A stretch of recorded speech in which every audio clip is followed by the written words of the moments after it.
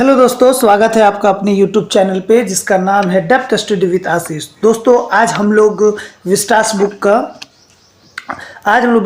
का एमसीक्यू करने वाले हैं। दोस्तों इससे पहले अगर आपने फ्लेमिंगो का एमसीक्यू बुक नहीं देखा है, एमसीक्यू क्वेश्चन नहीं देखा है, तो आप जाके देख सकते हैं। डिस्क्रिप्शन में इसका वीडियो लिंक दिया हुआ है दोस्तों, आप जाके वहां देख सकते हैं। सबसे पहले बात करेंगे दोस्तों, आज हम लोग जो है विस्टास के टोटल चैप्टर कितने दोस्तों? 6 चैप्टर, ठीक है। 6 जो है वो स्टोरी है, 6 चैप्टर है इसमें, और 6 चैप्टर से हम लोग हर से मोस्ट इंपॉर्टेंट 5-5 क्वेश्चन करने वाले हैं, यानी 6-5 30 क्वेश्चन आज हम लोग करेंगे जो आपके एग्जाम के लिए बहुत ही इंपॉर्टेंट हो जाते हैं। और ये जो है दोस्तों साइंस एंड कॉमर्स के लिए, जिसका अभी तक इंग्लिश का एग्जाम नहीं हुआ इंग्लिश कोर का, उनके लिए है दोस्तों। तो साइंस और कॉमर्स वाले के लिए बहुत ही इंपॉर्टेंट हो जाता है। आर्ट्स वाला के लिए ऑलरेडी ये एग्जाम हो चुका है, तो आर्ट्स वाले तो पार हो गए हैं। और साइंस और कॉमर्स वालों से एक रिक्वेस्ट है कि कृपया प्लीज़ अपना इस वीडियो को ज़्यादा से ज़्यादा शेयर करें, वैसे बच्चों को तक पहुंचाएं जो अभी भी जिनका इंग्लिश का एग्ज़ाम बाकी है, ठीक है। तो चलिए दोस्तों स्टार्ट करते हैं। यहाँ पर देख सकते हैं कि विस्टास बुक का है ये, ठीक है। ये विस्टास बुक का है और 6 लॉन्ग स्टोरी इसमें दिया गया है। और देखिए दोस्तों, सबसे पहले आपको पहला चैप्टर जो है, लेकिन मैंने यहाँ चैप्टर 2 लिखा है, और ऐसा इसलिए दोस्तों क्योंकि ये जो इसका चैप्टर 1 है वो अभी डाउट में है कि उससे क्वेश्चन आ रहे हैं कि नहीं आ रहे हैं, बट उससे भी मैंने 5 क्वेश्चन बनाए हैं जो सबसे लास्ट दूंगा। जो मोस्ट इंपॉर्टेंट क्वेश्चन है वो मैंने ऊपर रखा है, और जो लास्ट में एक चैप्टर बच गया है जिसका नाम है द थर्ड लेवल, तो उसको हम लोग लास्ट में पढ़ेंगे, जो चैप्टर 1 है, ठीक है। चैप्टर 1 को हम लोग लास्ट में करेंगे, पहले चैप्टर 2 से करते हैं, जिससे क्वेश्चन आने के पूरे चांसेस बनते हैं। चलिए ठीक है दोस्तों, तो चलिए बिना लेट किए हुए पहला क्वेश्चन को पढ़ते हैं, और पहला क्वेश्चन क्या बोलता है उसको हम लोग समझने का कोशिश करते हैं। उससे पहले चैप्टर का क्या नाम है दोस्तों? चैप्टर का नाम है the tiger king. Tiger king नाम है दोस्तों, और इसको लिखा कौन है? काल्की इनके राइटर का नाम है, ठीक है। याद रखेंगे दोस्तों, राइटर का भी नाम बहुत इंपॉर्टेंट हो जाता है, ठीक है, एग्जाम के पर्पज से। चलिए पहला क्वेश्चन पूछा है, why was the king of the Patali Pratibandhanpuram known as the tiger king? Pratibandhanpuram के जो राजा थे वो टाइगर किंग के नाम से क्यों जाने जाते थे? अगर आपने दोस्तों कहानी नहीं पढ़ा तो कहानी को एक बार पढ़ेंगे। आप जहाँ से भी कोई भी सोर्स से पढ़िए, कोई दिक्कत नहीं है, बुक से पढ़िए, यूट्यूब से, इंटरनेट से, कहीं से भी पढ़िए, कोई दिक्कत नहीं है, बट इसको पढ़िए जरूर, क्योंकि कहानी लंबा है, उसको 6 पार्ट में बांटा गया है, और उसको पढ़ना बहुत जरूरी है क्योंकि क्वेश्चन कहीं से भी हो सकता है, ठीक है। तो उनको चलो भाई, प्रतिबंधनपुरम के राजा को द टाइगर किंग क्यों बोला जाता है?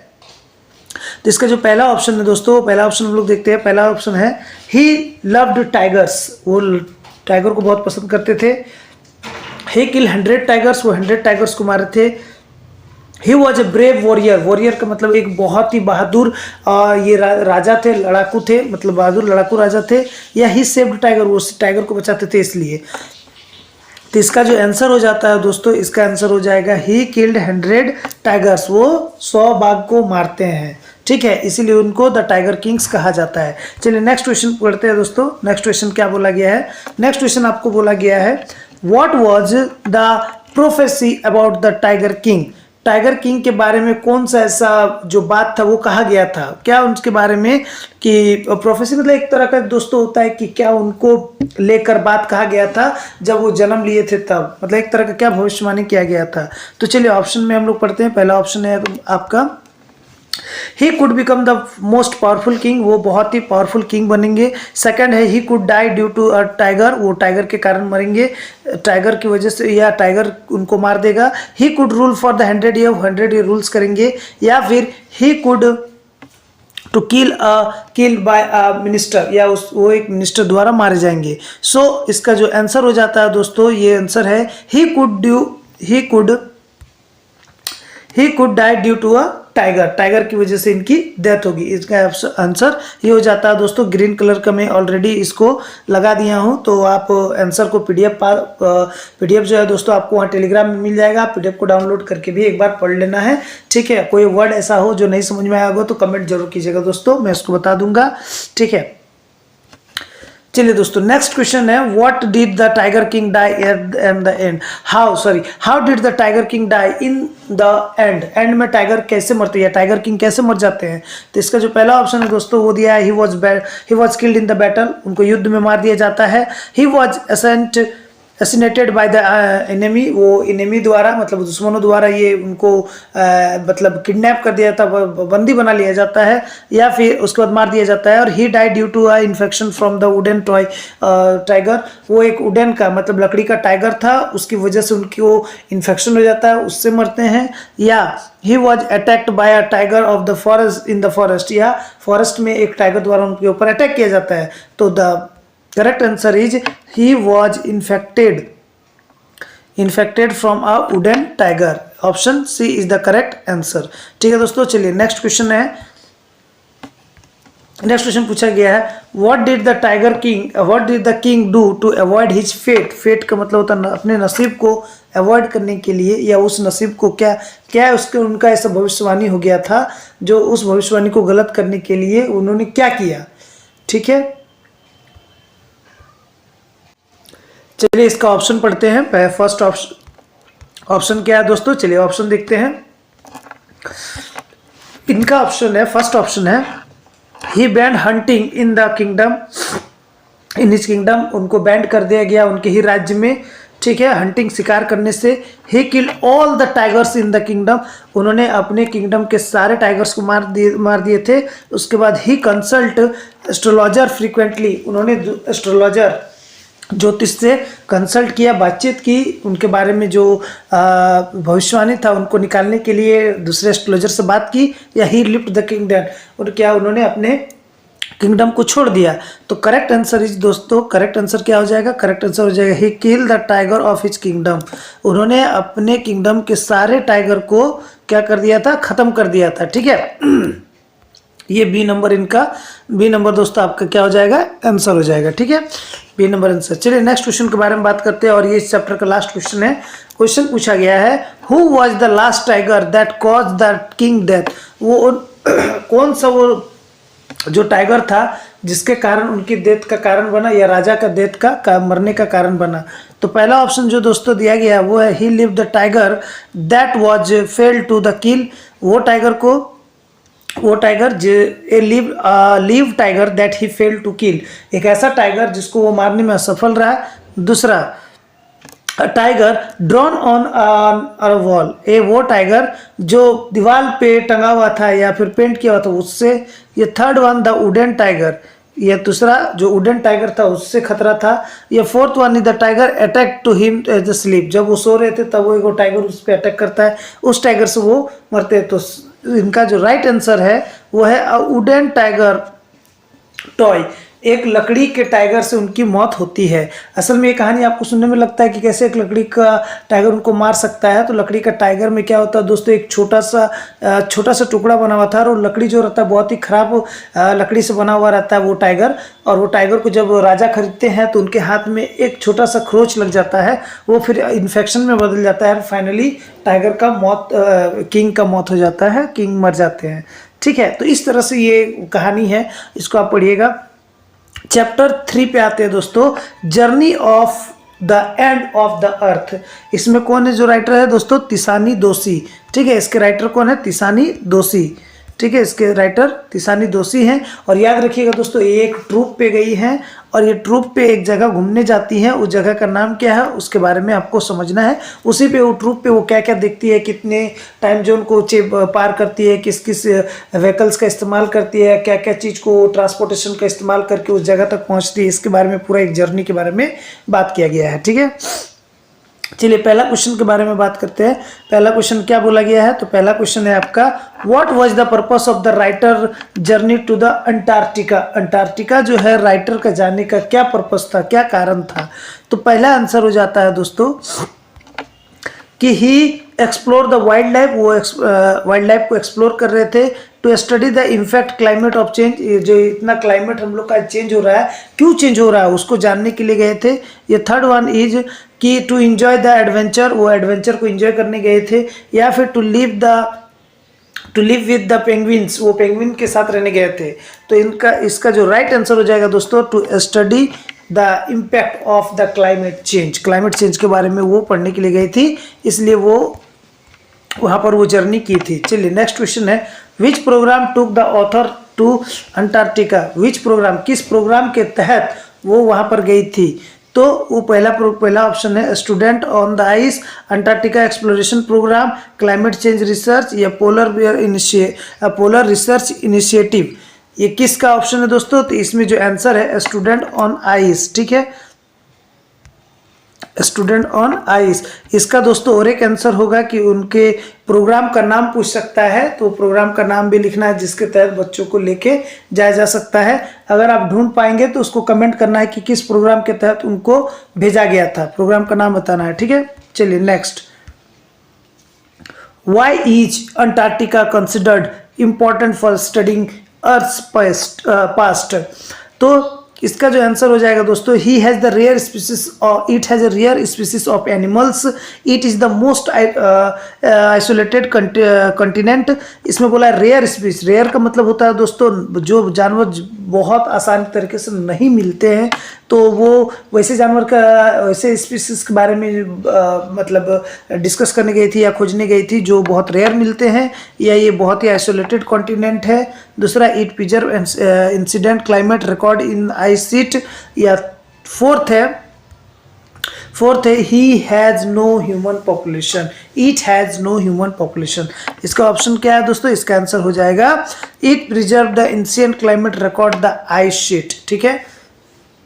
चलिए नेक्स्ट क्वेश्चन के बारे में बात करते हैं। नेक्स्ट क्वेश्चन में बोला गया what does the writer say about the human impact on the earth? Human की वजह से जो अर्थ है उस पर क्या इम्पैक्ट पड़ा है, क्या प्रभाव पड़ा है उस पर? तो बोलता है इस पहला option, human lives in harmony with nature, nature के साथ ह्यूमन बहुत ही हार्मनी, बहुत ही प्रेम से रहता है।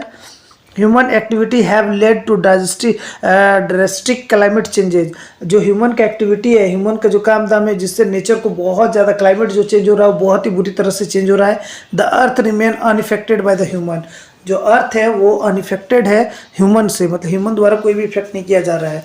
तो इसका जो आंसर हो जाएगा दोस्तों वो है अच्छा, और एक ऑप्शन है, एक ऑप्शन और पढ़ रहा हूँ, एक ऑप्शन और है कि the planet is getting stronger due to human development। तो answer is the human activity has led to the drastic climate change.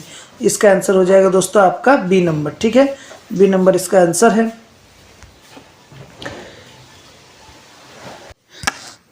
चलिए नेक्स्ट क्वेश्चन की बात करते हैं दोस्तों। नेक्स्ट क्वेश्चन और इस चैप्टर का लास्ट क्वेश्चन है। इस क्वेश्चन में पूछा गया है कि what does the author find in the fascinating about the Antarctica?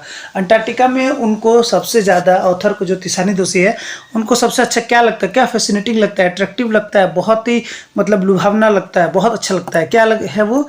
तो पहला ऑप्शन है दोस्तों the vast icy landscape and silence. वो पूरी तरह चारों तरफ जो है खाली लैंडस्केप में आइस था और बहुत ज़्यादा साइलेंस था। दूसरा द फ्रेंडली वाइल्ड लाइफ, जो वहाँ का वाइल्ड लाइफ है बहुत ही फ्रेंडली था। द चैलेंजिंग वेदर, वहाँ का जो वेदर था बहुत ही मुश्किलदायक था। या फिर the presence of human settlement, वहाँ हर ह्यूमन सेटलमेंट का जो प्रेजेंस था वो ना बराबर था, ये बहुत ही कम था। The presence of human settlement क्या उसके लिए फैसिनेटिंग था? तो इसका जो आंसर हो जाएगा दोस्तों वो आंसर हो जाएगा आपका ए नंबर,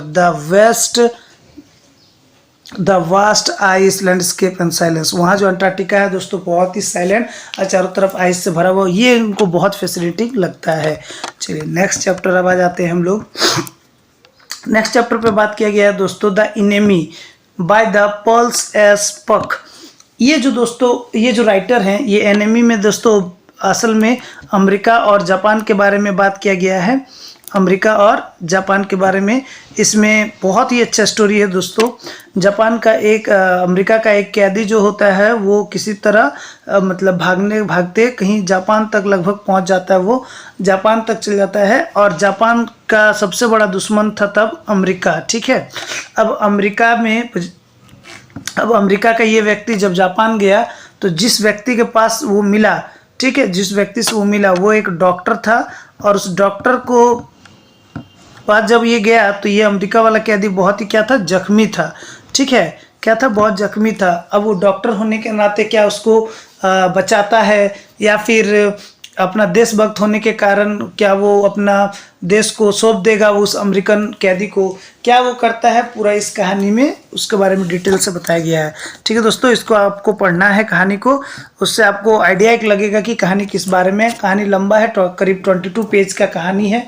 तो इसको आपको जरूर पढ़ना चाहिए। चलिए पहला क्वेश्चन पढ़ते हैं। इसका क्या है, who was the enemy in the story. Story में इनेमी कौन था? एक जापानीज सोल्जर था या फिर एक injured American prisoner of the war. Prisoner का मतलब क्या होता है दोस्तों? प्रिजनर मतलब होता है कैदी। तो एक अमेरिका का घायल कैदी था जो वॉर से भागा था, या एक स्पीसीज था, एक स्पाई, एक जो स्पाई होता है गुप्तचर, जो स्पाई छुपा रुस्तम था वो, या फॉरेन डिप्लोमेट्स था वो, या फिर कोई बाहर देश का एक डिप्लोमेट था। तो इसका जो आंसर हो जाएगा वो दोस्तों हो जाएगा आपका बी नंबर, एक जख्मी अमेरिकन प्रिजनर था जो वॉर से आया था। ठीक है, बी नंबर इसका आंसर हो जाएगा। चलिए नेक्स्ट क्वेश्चन है दोस्तों। नेक्स्ट क्वेश्चन में पूछा गया है कि व्हाई डिड डॉक्टर सडाओ वही doctor, Japanese doctor Sadao hesitate to treat the injury soldier. जो अमेरिका का सोल्जर था या इंजरी सोल्जर था, उसको डॉक्टर सडाओ क्यों मतलब ट्रीटमेंट करने से हेजिटेट कर रहे थे। हेजिटेट का मतलब थोड़ा सा परहेज कर रहे थे, थोड़ा सा उसको मतलब परेशानी हो रही थी कि करे कि नहीं करे। तभी मैंने कहानी में थोड़ा सा बताया दोस्तों कि वो दोनों दुश्मन थे, तो उस चक्कर में वो उस डिलेमा में थे, कंफ्यूजन में थे कि करे कि नहीं करे।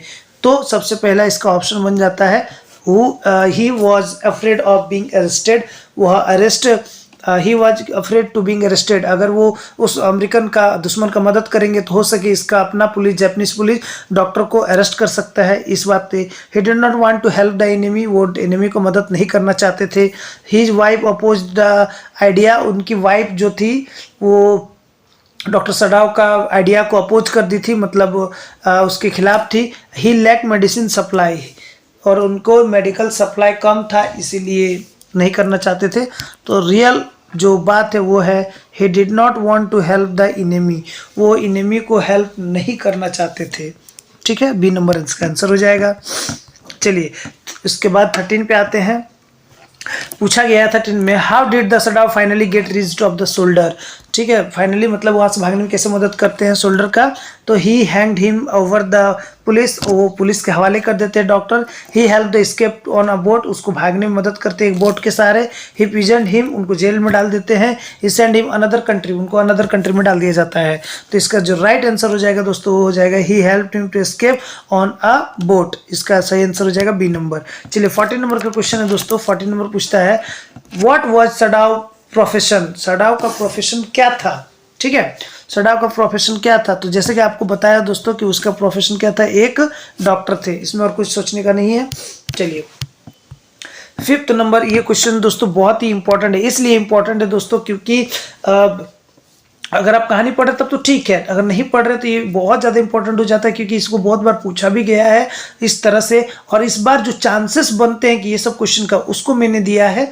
ठीक है, पिछला बार का पूरा एनालिसिस करके पिछले 5 साल का एनालिसिस करके मैंने ये पाया है कि इस टॉपिक से इस जगह से पूछा जा रहा है, उसको ही मैंने दिया है। आप देखिएगा, इसीलिए मैं बार बार बोल रहा हूँ कि आपके लिए बहुत इंपॉर्टेंट हो जाता है। ठीक है, एग्जाम में बैठने के बाद आपको खुद ही पता चल जाएगा कि क्वेश्चन आया है कि नहीं। ठीक है, चलिए नेक्स्ट क्वेश्चन है why didn't the general punish doctor Sadao. ठीक है, why didn't the general punish doctor Sadao. जो जनरल थे, मतलब जो जापान के जो जनरल ऑफ पुलिस होते हैं, जो हेड होते हैं पुलिस में, वो क्यों नहीं डॉक्टर सडाओ को पनिश करते हैं? तो ये होता है कि क्या वो काइंड हार्टेड थे, दयालु थे। He forget to send the assassin, वो सैनिक को भेजना भूल गए थे। या फिर he respect doctor Sadao decision, उन्होंने सडाओ के डिसीजन को रिस्पेक्ट किया इसलिए उनको नहीं मारा। या he was too sick to care, या फिर वो बहुत बीमार थे। ठीक है, he was too sick to care, care करने बहुत बीमार थे। ही वॉज टू सिक, सिक मतलब होता बीमार, और केयर मतलब वो केयर करने, उनको केयर की जरूरत थी, बीमार थे इसलिए शायद उनको पनिशमेंट नहीं दिया। तो याद रखिएगा दोस्तों, डॉक्टर सडाओ अमेरिकन दुश्मन, जो अमेरिकन कैदी रहता है उसको भगा देते हैं। ठीक है, उसको भगा देते हैं एक बोट के सहारे। अब भगा देते हैं तो जब ये पता चला होगा मान लीजिए जनरल को, तो वो पनिशमेंट क्यों नहीं देते सडाओ को? इसलिए नहीं दे पाते क्योंकि वो भूल जाते हैं। He forget to send the essence. ठीक है, ये वाला होता है, ये इसका ऑप्शन हो जाएगा बी नंबर। चलिए अब आ जाते हैं ये दूसरा चैप्टर पे, on the face of it one of the most motivated story. इस स्टोरी को हर किसी को पढ़ना चाहिए, ठीक है। On the face of it मैं पर्सनली रिकमेंड करूंगा कि आप इसको पढ़िए, ठीक है। कहानी में अगर लाइन वाले आप पढ़ते हैं ना तो विश्वास कीजिए आपको बहुत मजा आएगा ये कहानी में। इसको कौन लिखे हैं? सुसैन हिल, ठीक है, याद रखिएगा दोस्तों, सुसैन हिल इनको लिखे हैं, ठीक है। अब आता है क्वेश्चन, पहला क्वेश्चन इनका लेते हैं, what was the main problem faced by the dairy. सबसे पहले समझते हैं दोस्तों, इसमें दो कैरेक्टर है, एक है मिस्टर लैम्प और एक है डेरी। डेरी एक 13 साल का बच्चा है, 14 साल का बच्चा है, ठीक है। और जो लैम्प है वो एक एजेड पर्सन है जिनका एक पैर टीन का होता है, क्योंकि वो एक पैर जो था उनका एक वॉर में, एक युद्ध में क्या हो चुका था, खत्म हो चुका था, ठीक है। और डेरी जो था उनके फेस पे एसिड गिर गया था, फेस पे क्या हो गया था, एसिड गिर गया था एक साइड से। तो कहीं ना कहीं वो चेहरा जो था इतना डरावना था कि लोगों को वो चेहरे से डर लगता था। इवन डेरी भी कभी कभी अपना चेहरा देख कर डर जाता था और वो चाहता था कि लोग मुझसे डरते हैं, मुझे पसंद नहीं करते हैं, तो कहीं ना कहीं वो निराश हो जाता है, लोगों से दूर हटने लगता है। वहीं पर मिस्टर लैम जो थे उनका एक पैर नहीं रहता है, फिर भी वो बहुत हमेशा पॉजिटिव सोचते हैं। और धीरे धीरे धीरे कहानी के एंड में ये पता चलता है कि डेरिक जो था अब दुनिया को फेस करना सीख गया है, इसीलिए इस स्टोरी का नाम है on the face of it. हमेशा फेस मतलब यहाँ पर होता है मतलब एक तरह का क्या होता है, फेस करना, मतलब एक तरह का, मतलब किसी को हम लोग जब बोलते हैं ना कि उसको फेस करना बहुत जरूरी है, सामना करना, तो वो लोगों को सामना करना सीख जाता है एट द एंड। और लास्ट में जो ये रहते हैं, मिस्टर लैम्प रहते हैं, वो कहीं ना कहीं पेड़ से गिर के मतलब उनकी मौत हो जाती है। कहानी इस तरह से है। कहानी को आप बहुत अच्छा से पढ़िएगा तो आपको पता चलेगा कि कहानी कितना मोटिवेटेड है। चलिए इस पे आप बात करते हैं कि जो what was the main problem faced by the dairy. Dairy main problem क्या था जो वो फेस्ड कर रहा था? तो चलिए ऑप्शन पढ़ते हैं। First option, he was blind, क्या वो ब्लाइंड था? He was the blunt faces due to acid, acid के कारण उसका जो फेस था वो ब्लंट हो चुका था, खराब हो चुका था। या फिर he was unable to walk, वो वॉक करने में दिक्कत था उसको। या he was a hearing disability, उसको सुनने में दिक्कत थी। तो जैसा कि मैंने बोला दोस्तों, उनके फेस पे क्या था, डेरेक का फेस पे एसिड से अटैक किया गया था, ठीक है। चलिए नेक्स्ट क्वेश्चन जो दिया गया है वो नेक्स्ट क्वेश्चन है, who does Derry meet in the garden. Derry garden पे किनसे मिलता है? His father, a blind man, Mister Lamb और पुलिस ऑफिसर। तो वो किससे मिलेगा? मिस्टर लैम्प से मिलता है, ठीक है। गार्डन में, वो गार्डन भी मिस्टर लैम्प का ही होता है। थर्ड क्वेश्चन है, what lesson does mister lamp teach the dairy. जो मिस्टर लैम्प है वो डेरी को क्या टीच करते हैं, क्या उसको पढ़ाने का कोशिश करते हैं, ठीक है। हाँ ये ठीक है, क्या उसको पढ़ाते हैं, क्या उसको सिखाते हैं? People should live in isolated, क्या वो मिस्टर लैम जो है उसको बोलते हैं कि अकेले रहना सीखो। Life is full of hardship and should be avoided, life जो है बहुत ही कठिन है इसीलिए उसको इग्नोर करना चाहिए, इसको जीना नहीं चाहिए, इसको इग्नोर करना चाहिए। या फिर थर्ड ऑप्शन बोलता है कि we should respect, we should accept our self and life fully, मतलब हम लोग को जिस कंडीशन में है उस कंडीशन को एक्सेप्ट करना चाहिए और लाइफ को पूरी तरह से जीना चाहिए। ये पीपुल विल ऑलवेज जज अदर नेगेटिवली, पीपुल जो है वो दूसरे को जज करते बहुत ही नेगेटिवली से। The right answer is we should face, we should accept our self fully, ठीक है। इसका जो आंसर हो जाएगा दोस्तों ये हो जाएगा सी नंबर आपका, ठीक है। क्या हो जाएगा? सी नंबर, ये वाला आपका ऑप्शन हो जाता है, ठीक है, ये ऑप्शन है। चलिए 19 नंबर पे आप देखते हैं दोस्तों, 19 नंबर का क्वेश्चन क्या पूछा है, why was mister lamp different from other. Mister lamp जो थे वो दूसरों से अदर क्यों थे, मतलब अलग क्यों थे? तो याद रखिएगा दोस्तों, डेरी से जब भी कोई मिलता था डेरी के फेस में उससे सिंपैथी दिखाता था और बाद में वो कुछ और बोलता था कि कितना डरावना फेस है, कितना गंदा फेस है, ऐसा करके, यानी उसके फेस टू फेस के सामने कुछ और, फेस के पीछे कुछ और बोलते थे लोग। लेकिन जो मिस्टर लैम्प थे वो ऐसा नहीं थे, वो जैसा थे वो सामने भी वैसे ही थे और उसके पीछे भी वैसे ही बोलते थे, ठीक है। तो यहाँ पर बोलता है कि मिस्टर लैम्प दूसरों से डिफरेंट क्यों थे? तो पहला, ही वॉज रिच मैन, इसलिए नहीं। He had a deform leg but remain positive, उनका एक लेग जो था वो पूरी तरह से डिफॉर्म था, डिफॉर्म मतलब टूटा हुआ था, खत्म था, टीन का था, ठीक है, और फिर भी वो पॉजिटिव रहते थे। ही ऑलवेज सैड एंड डिप्रेस्ड, वो हमेशा सैड और डिप्रेस रहते थे, ठीक है। या he travel the world, he world को ट्रेवल करते थे, ट्रेवल में डबल एल होगा दोस्तों, ठीक है, वही ट्रेवल द वर्ल्ड। तो right answer is he has a deform leg but remain positive, ठीक है। उनके एक डिफॉर्म था, एक लेग नहीं था, उसके बाद भी वो इतना पॉजिटिव रहते थे। तो ऑप्शन इज बी नंबर, ठीक है। अब क्वेश्चन आ जाता है दोस्तों, इस चैप्टर का आखिरी क्वेश्चन वो है what happened to the Mister Lamb and the end. क्या हो गया कि वो मर गए थे। ठीक है, ये हम बताए थे। ही गेट इंजर्ड, वो मतलब घायल हो गए थे। He fall from the ladder and die, वो लेडर से गिरे और मर गए। He moves the new house, वो नए घर में चल गए। या एक ऑप्शन जो भी है दोस्तों लास्ट में, लेकिन इसका आंसर यही होगा कि he fall from a ladder and die, वो लेडर से गिरे और मर गए। ठीक है, चलिए नेक्स्ट जो स्टोरी है दोस्तों, वो स्टोरी है मेमोरी ऑफ चाइल्डहुड। याद रखिएगा दोस्तों, मेमोरी ऑफ चाइल्डहुड में दो राइटर है, एक है जीत कलासा और एक है बामा। तो यहाँ पर दो स्टोरी भी है। ठीक है, मेन जो कहानी का नाम रखा गया है वो है मेमोरी ऑफ चाइल्डहुड, लेकिन आपको पता होना चाहिए कि इसमें दो राइटर है, जीत कलासा और बामा। जब आपसे पर्सनली पूछा जाए who is the writer in which a character is बामा, मतलब वो स्टोरी का क्या नाम है जिसमें एक कैरेक्टर है जिसका नाम है बामा, तो उसमें आपको अलग अलग पूछ सकता है। इसीलिए मैंने अलग से इसके बारे में लिख दिया है कि इसमें जो बात किया गया है वो बात किया गया the cutting of my long hair. इसका जो राइटर है वो है जीत कला सा। ठीक है, और दूसरा जो कहानी है we two are human being, इसका जो राइटर है वो है बामा। याद रखिएगा दोनों ही लेडी हैं, दोनों लेडी लिखी है राइटर, मतलब कहानी को लिखी है।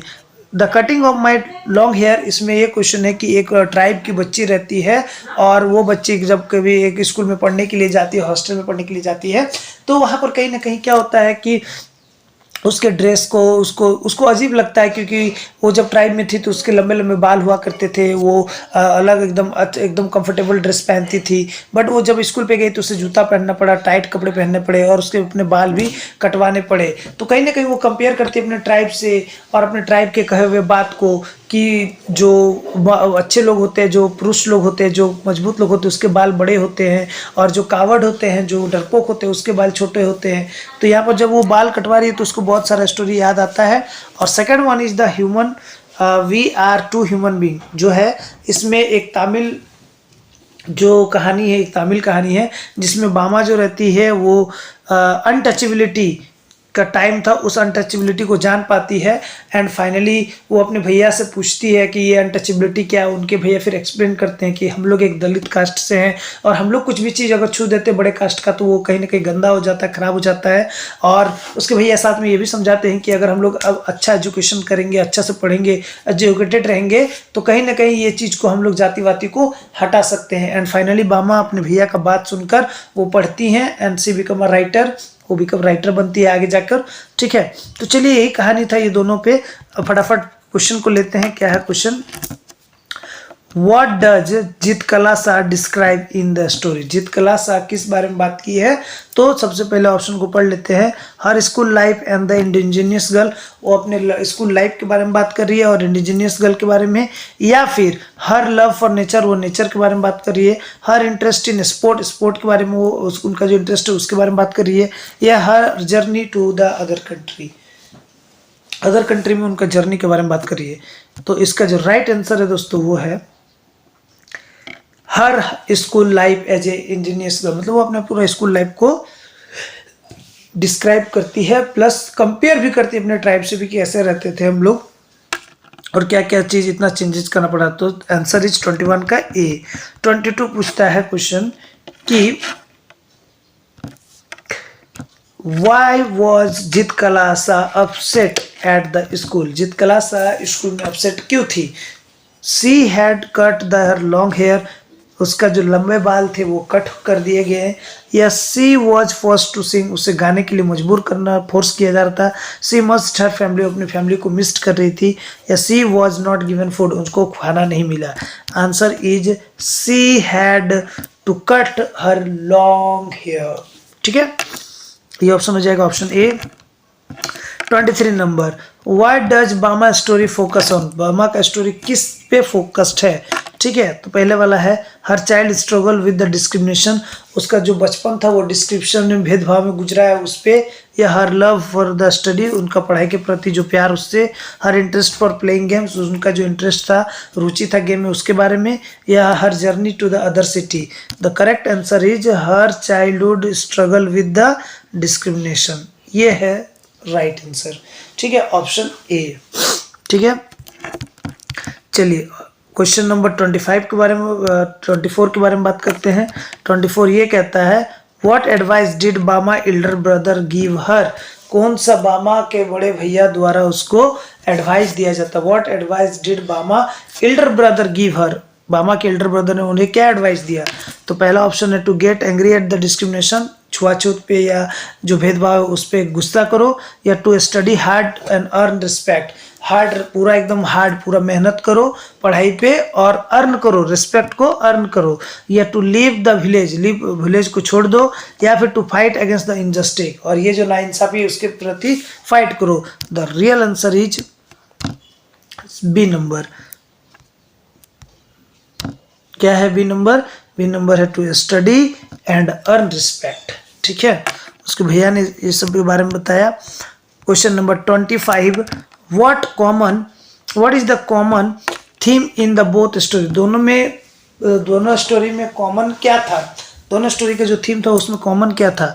तो पहला ऑप्शन है एडवेंचर एंड फन, फन और एडवेंचर था। लव फॉर स्कूल, स्कूल के प्रति जो प्यार था वो। डिस्क्रिमिनेशन एंड इंजस्टिस, डिस्क्रिमिनेशन और इंजस्टिस था। या माइग्रेशन एंड ट्रेवल, मतलब एक जगह से दूसरी जगह ट्रेवल के बारे में बात की गई। इसमें सारा खेल दोस्तों किसका है, डिस्क्रिमिनेशन एंड इनजस्टिस के बारे में पूरा स्टोरी है दोस्तों। ठीक है, यहाँ तक दोस्तों वो क्वेश्चन थे जिसके आने के बहुत ज़्यादा चांसेस थे। एक चैप्टर और रह गया जिसको हम लोग चैप्टर 1 बोलते हैं दोस्तों। चैप्टर 1 में द थर्ड लेवल, ये आपके आ भी सकता नहीं भी, बट मेरा फर्ज है कि आपको एक क्वेश्चन दे दिया जाए। अगर आया तो ठीक है, वरना फूलने में हम लोग PhD हैं। ठीक है, चलिए नेक्स्ट है the third level. Third level जो है दोस्तों ये एक पूरी तरह से फैसिनेटिंग यानी एक टाइम ट्रेवल स्टोरी है। ठीक है, और ये स्टोरी बहुत ही कंफ्यूजिंग है। ठीक है, इसीलिए ये स्टोरी को शायद इस साल बंद कर दिया गया है। फिर भी अगर नहीं बंद हुआ और मान लीजिए क्वेश्चन दे देता है जैक बोर्ड तो फंस ना जाओ, इसलिए मैं थर्ड लेवल से भी 5 क्वेश्चन दे देता हूँ, पढ़ लेना है इसको। ठीक है, the third level written by Jack Finney. Jack Finney द्वारा ये लिखा गया है। ठीक है, ये स्टोरी को मैं चाहूँगा कि आप एक बार YouTube से पढ़ें क्योंकि ये स्टोरी बहुत कंफ्यूजिंग है और हो सके आपको कंफ्यूजन हो कि क्या बोलने का कोशिश किया गया है इस स्टोरी में। ठीक है, चलिए पहला क्वेश्चन हम लोग लेते हैं। What is the third level in the story. Story में थर्ड लेवल क्या है। तो थर्ड लेवल क्या है, पहला ऑप्शन देखते हैं। A new Subway station in New York, एक नया स्टेशन है न्यूयॉर्क में। A secret level at the Grand Central Station that lead to the past, एक ऐसा स्टेशन ग्रैंड सेंट्रल स्टेशन में है जो आपको बहुत पहले पास्ट में लेके चल जाएगा। या टाइम ट्रेवल मशीन है, या टाइम ट्रेवल मशीन है, या hidden floor of Charlie office, ये हिडन फ्लोर है चार्ली ऑफिस का। तो right answer is a secret level of grand central station lead to the past. ठीक है, इसके बारे में है दोस्तों। हालांकि ये पूरी तरह से इमेजिनरी कहानी है बट आपको पढ़ लेना है। ठीक है, दे देगा जैक बोर्ड को तो आपको पता ही है। ठीक है, what era does the Charlie find himself in when he reached the third level. तो चलिए ऑप्शन पढ़ते हैं। पहला ऑप्शन है 2000, 1920, 1890, 1950। क्वेश्चन में पूछा गया दोस्तों विच era does the Charlie find himself in her reach the third level. जब वो पास्ट में चल गए थे तो वो किस टाइम पे चल गए थे, कौन सा टाइम चल रहा था। एरा मतलब कौन सा ईयर चल रहा होगा, कौन सा टाइम चल रहा था। 2000, 1920, 1890 या 1850। तो ये कौन सा चल रहा था दोस्तों, इसका राइट आंसर है 1890 में वो चल गए थे। ठीक है, चलिए 28 नंबर का क्वेश्चन बोलता है why does the Charlie want to go to the Galesburg Illinois. Galesburg में वो क्यों जाना चाहते थे। अच्छा, गेल्सबर्ग कब के टाइम की बात है दोस्तों, पुराने ज़माने में जब 1819 में चल गए थे वो पास्ट में, तब वो चाहते थे कि हम अब गेल्सबर्ग में ही रहें। और तब क्या था दोस्तों कि मान लीजिए अभी 2024 चल रहा है, 25 चल रहा है। ठीक है, अभी आप यहाँ पर मान लीजिए 100 रुपया में मात्र जो चीज़ खरीद पा रहे हैं, सोचिए आप 1850 में चल जाओगे तो 100 रुपया में आप बहुत सारा चीज़ खरीद सकते हो, पूरा आधा फैक्ट्री खरीद सकते हो या पूरा फैक्ट्री खरीद लोगे। इतना उस टाइम पैसा का वैल्यू था। ठीक है, लेकिन अभी पैसा का वैल्यू क्या हो गया, खराब होते गया धीरे धीरे। तो ये चाहते थे कि गेल्सबर्ग में हम कम पैसा लेके जाएंगे। ठीक है, वहाँ के लिए तो बहुत ज़्यादा हो जाएगा। ठीक है, तो चलिए भाई किस लिए गया था। और दूसरी बात ये कि यहाँ का टेंशन से हम बचेंगे। तो पहला ऑप्शन है to meet his friend Sam, अपने फ्रेंड से मिलने के लिए सैम से। To escape the stress and modern life, modern life का जो जिंदगी का जो स्ट्रेस है, वो प्रेशर है, उसको उससे बच जाएंगे। इसके मतलब क्या होता है बचना, इसके मतलब हटना। टू अटेंड बिजनेस मीटिंग, वो बिजनेस मीटिंग के लिए जाना चाहते थे। टू बाय हाउस, तो घर खरीदने के लिए। तो ये सारा खेल किसका है दोस्तों, to escape the modern life, escape the stress of modern life, modern life का जो स्ट्रेस है उसको दूर होने के लिए वो जाना चाहते थे। तो ऑप्शन इज बी। 29 नंबर बोलता है दोस्तों, what happen when the Charlie try to buy ticket of the Galesburg. Galesburg में वो जब टिकट खरीदने जाते हैं, वो पास्ट में पहुंच जाता है, और जब ये टिकट खरीदने के लिए जाता है तो देखता है कि टिकट के लिए जो पैसा दे रहा है वो तो प्रेजेंट टाइम का पैसा है, अभी का पैसा है। तो कहीं ना कहीं वो टिकट नहीं खरीद पाता है। ठीक है, तो उस टाइम में जब वो दूसरा जो आदमी टिकट दे रहा था वो सोचा कि ये नकली नोट दे रहा है। ठीक है, तो इस टाइप का स्टोरी है ये। तो पहला ऑप्शन है the clerk refuses to sell them, जो क्लर्क था जो टिकट कलेक्ट करता था वो टिकट देने से मना कर दिया। He realize he does not have the right currency, और इसको चार्ली को एहसास हो गया कि अरे इसके पास तो करंट जो राइट पैसा नहीं है, जो इस टाइम में चलता है, पुराने टाइम में चलता था वो पैसा तो है नहीं। He find the train go to there not go don't go there, वो पाया कि वो ट्रेन वहाँ पर नहीं जा रहा था। या फिर फोर्थ ऑप्शन है ही वेकअप फ्रॉम अ ड्रीम, वो सपने से उठ गया था। तो इसका जो राइट आंसर है he realize doesn't have the right currency. ठीक है, इसका ऑप्शन जो हो जाएगा वो बी नंबर हो जाएगा। और लास्ट क्वेश्चन है दोस्तों, लास्ट क्वेश्चन को पढ़ने से पहले मैं आपसे रिक्वेस्ट करूंगा कि प्लीज़ इस वीडियो को ज़्यादा से ज़्यादा शेयर कीजिए। ठीक है दोस्तों, प्यार दीजिए, और टेलीग्राम में इसका पीडीएफ डाउनलोड करके आप घर में 2 बार 3 बार जितना हो सके प्रैक्टिस कीजिए। दोनों पीडीएफ को डाउनलोड करके आप प्रैक्टिस कर लेते हैं, इससे बहुत सारा क्वेश्चन है दोस्तों जो आपको अपने क्वेश्चन पेपर में देखने को मिलेगा। अब मैं एक नेक्स्ट वीडियो लेके आऊँगा, वो हो सके दोस्तों सब्जेक्टिव होगा या फिर सारे राइटर के नाम के भी हो सकता है। अगर सब्जेक्टिव हुआ तो मैं ट्राई करूँगा कि 5 नंबर वाला सब्जेक्टिव लेके आऊँ। ठीक है, तो ऐसा में आपको वो सब मिल जाएगा।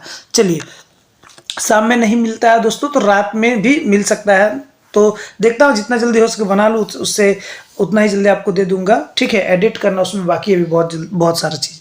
ठीक है, चलिए दोस्तों, what happened to the Charlie friend Sam, Charlie का जो फ्रेंड था सैम, उसका क्या हुआ। तो ही वैनिश मिस्टीरियसली, मतलब वो गायब हो गया था अचानक से।